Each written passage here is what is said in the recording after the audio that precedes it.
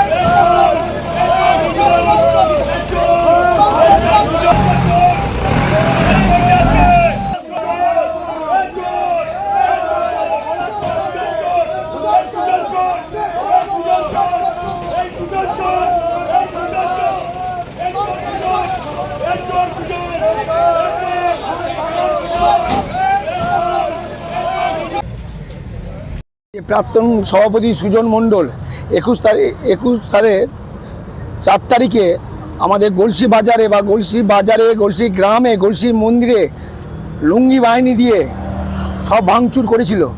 Plus তো উনি তো বালি তো মাফিয়া, প্লাস রাস্তা থেকে আরম্ভ করে মানে ঘাসের জমি দখল করে গরিব মানুষের টাকা আত্মসাৎ করে ঘাসের জায়গা যেটা আমাদের রাজ্যপালের যে জায়গা তার মধ্যে নিচে ফ্ল্যাট মার্কেট করেছে।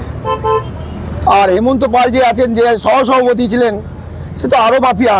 সে গাছ চুরি থেকে আরম্ভ করে দুর্নীতি, আর এত দুর্নীতি করে বলার আর কিছু নাই।